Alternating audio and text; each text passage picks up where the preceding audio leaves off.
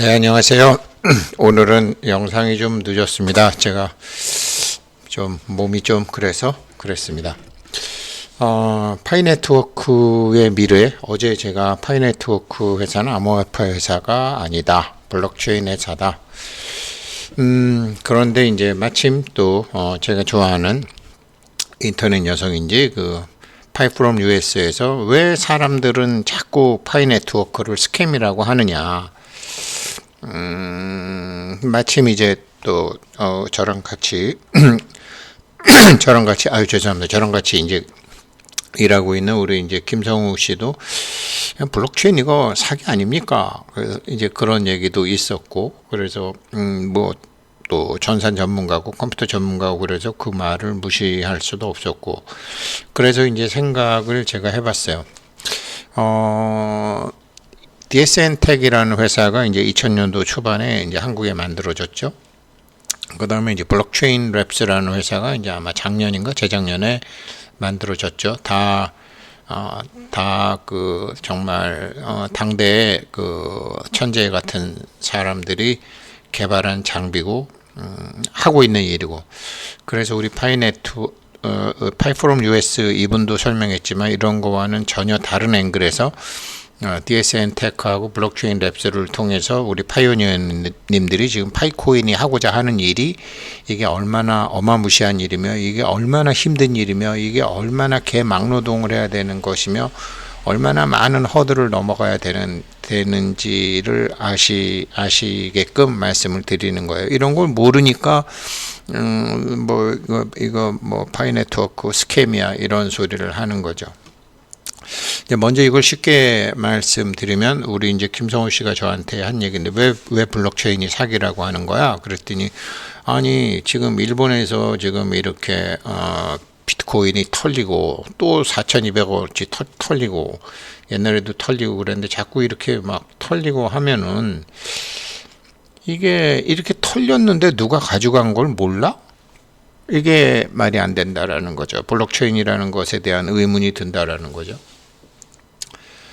아니 위조 변조 삭제가 안 된다며 그랬는데 왜 누가 가져간지 모르는 거야. 그랬더니 이제 우리 김성욱 씨 얘기로는 이게 거래 내역이 많기 때문에 모든 거래를 다 저장하게 되려면 엄청난 서버도 필요하고 엄청난 장비도 필요한데, 아마 대부분의 거래소들이 그런 거를 다 안 하는 것 같다. 그러니까 모든 거래 기록을 블록체인에 다 해놔면 누가 가져갔는지 잡을 수도 있고 고발도 할 수 있는데, 지금 모르고 맨날 돈 물어준다고. 근데 이번에는 이제 우리가 보통 이제 USB처럼 이렇게 온라인상에 갖고 있는 걸 핫 월릿이라고 그러고요.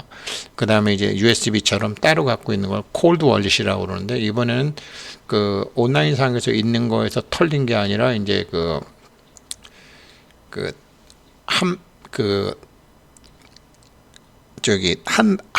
핫에서 털린 게 아니라 이제 콜드에서 털린 거죠. 그러니까 콜드에서 따로 갖고 있다가, 우리 파이 지갑처럼 따로 갖고 있다가 그걸 팔겠다고 어디로 옮기는 과정에서 털렸는데, 이번에 이거 털어간 거를 보게 되면은 이렇게 털어가지고 10개의 어떤 주소로 나눠가지고 가져갔다라는 거죠. 범인이 10개라는 거죠. 10명이 1명인지 몰라도 10개의 계좌를 이용했다라는 거죠.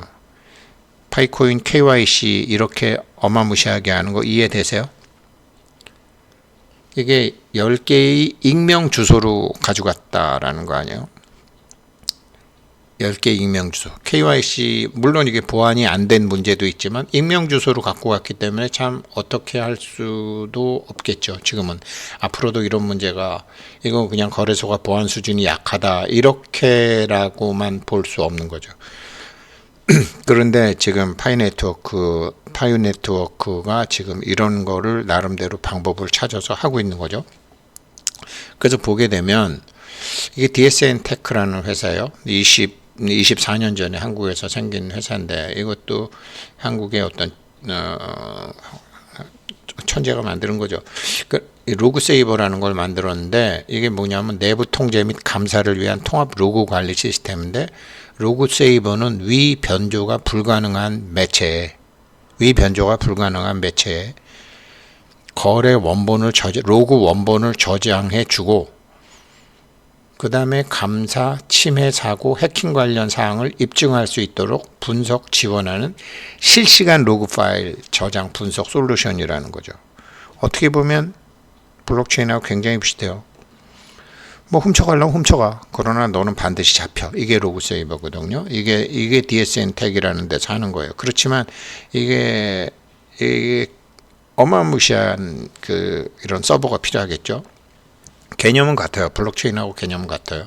지금 여기서 익명의 10개의 익명의 주소로 가지고 왔다. 그런데 이게 만약에 로그 기록에 다 저장이 돼 있고 블록체인에 저장이 됐다. 그러면 어떻게 찾든지 찾을 수 있겠죠. 그렇지만 뭐 거래소가 그렇게 많은 돈이 없는 거죠. 그렇게 많은 서버를 할 수 있는 게 없는 거죠. 그러니까 이미 24년 전에 이렇게 세상에 이런 게 나온 거죠. 그런데 아직까지도 완성이 안 된 거죠. 그리고 또 블록체인 랩스, 뭐 랩이라는 게 개발 연구소 이런 거 아니에요? 여기는 블록체인 기술로 세상에 혜택을 주는 제품과 서비스를 한다. 여긴 가상화폐를 안 만들었어요.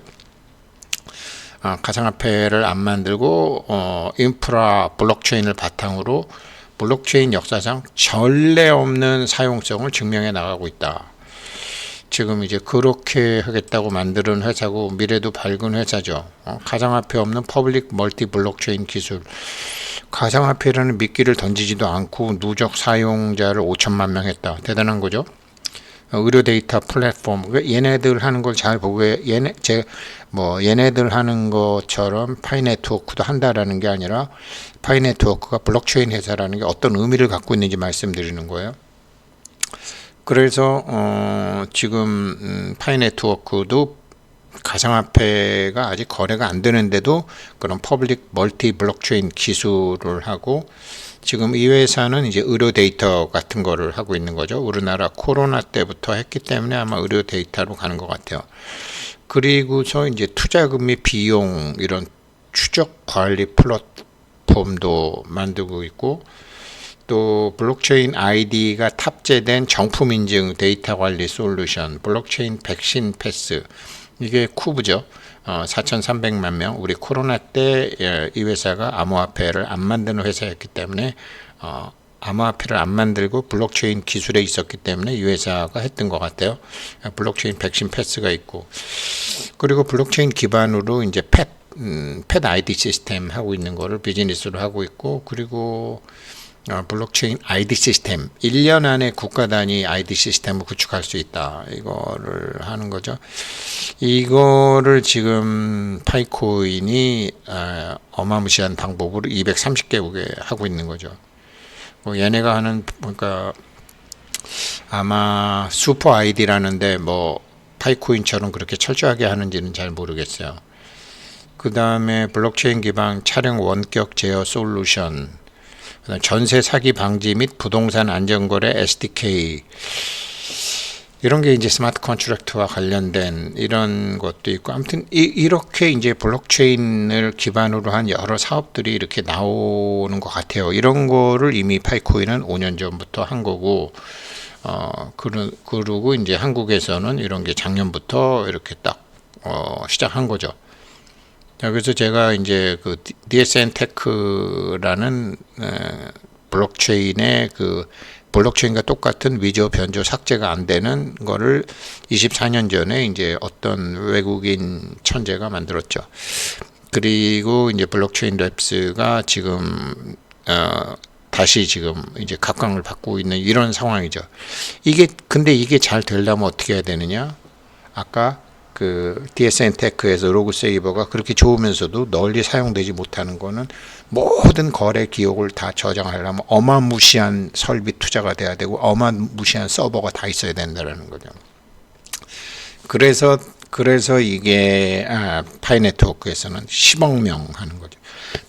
이런 거를 불가능하다고 보기 때문에, 니네가 블록체인으로 지금 뭐 블록체인 거래소도 저렇게 탈취당하고 지금 그러는데, 니네가 지금 뭐 암호화폐 상장도 안 하고 난 다음에 니네가 그렇게 뭐 사람들 모아가지고 니네 사기야, 이런 거거든요. 지금 이런 얘기를 하는 거거든요. 그런데 저는 블록체인 랩스에 대해서도 조금 정보가 있었고 DSN 태그에 대해서도 정보가 있었기 때문에 그 회사들이 겪고 있는 문제가 뭐라는 걸 알고 있었기 때문에 지금 파이 네트워크가 무슨 일을 하고자 하는지 이제는 제가 알 수 있게 된 거죠.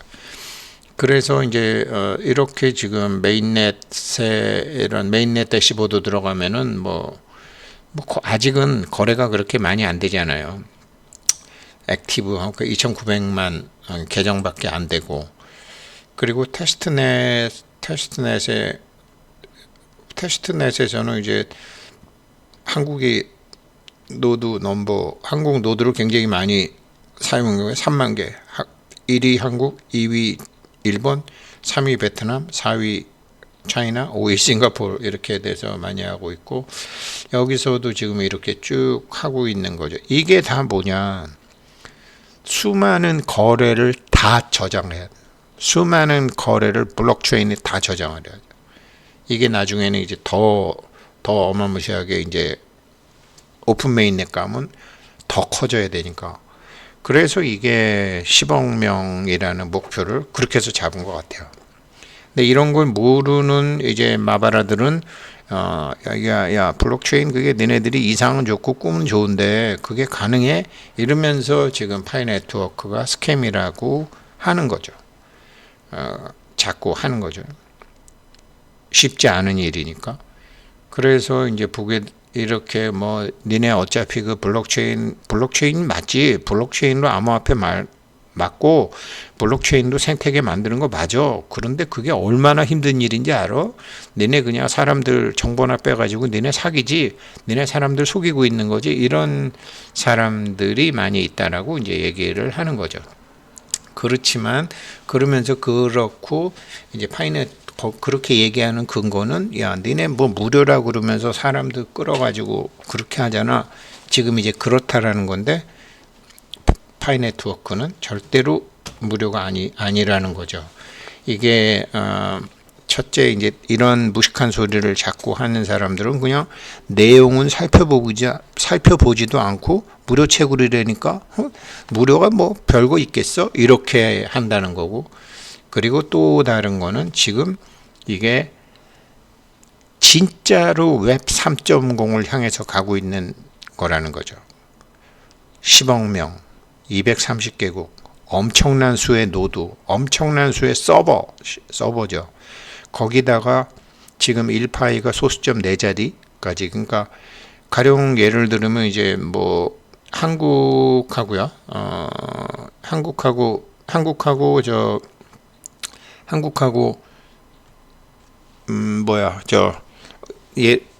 1달러가 1,300원이잖아요. 1달러가 1,300원인데 인도네시아로 따지면 대충 한 10배 해야 돼요. 그러면 13,000, 1달러가 13,000 인도네시아 루피예요.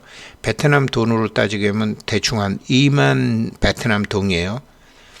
화폐의 단위가 자꾸 작아지잖아요. 화폐의 단위가 좀 후진국으로 갈수록 자꾸 작아지잖아요.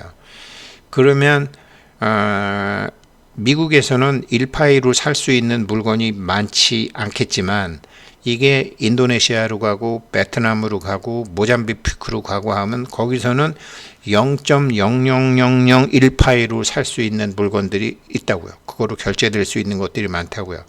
그러면 거래의 건수가 훨씬 빈번해지겠죠. 원래 이제 유럽도 영국은 나중에 유로화에 통화를 안 됐지만 도이치 마르크도 있고 프랑도 있고 그리스나 이렇게 못 사는 나라들 거기도 그냥 이렇게 제가 지금 인도네시아하고 한국하고 미국하고 베트남하고 이 화폐를 비교한 것처럼 유럽도 그렇게 편차가 심했는데 이거를 유로라는 것으로 딱 통화를 하게 되면 가난한 나라들이 굉장히 힘들어지거든요. 가난한 나라들이 굉장히 힘들어져서 유럽도 고통을 겪었지만 최근 한 30년간 이런 비록 엉터리지만 짝퉁 글로벌 세상이 오면서 그런 데를 막 지원하고 이제 이러면서 버텨왔죠. 거기다가 동유럽도 들어오고 이렇게 됐다. 이제 파이도 지금 그렇게 되는 거죠. 이제 파이로 거래하는데 미국에서는 최소 우리나라 같으면 뭐 다이소 그러면 예전에 1,000원, 뭐 일본 같으면 100엔 이런 기본적인 구매 거래의 기본 단위가 있는데 이게 자꾸 낮아지게 되면 거래가 로그 저 서버에 기록할 거래가 엄청나게 많아지는 거죠. 이 서버에 기록할 모든 거래를 다 저장할 만한 노드나 서버가 없으니까 이런 거래소들처럼 이게 다 나중에 털려도 도무지 위조 변조 삭제가 안 된다라는 블록체인에서 누가 훔쳐와서 누가 어디로 빼가는 거를 모르니까 잡지도 못한다라는 거죠.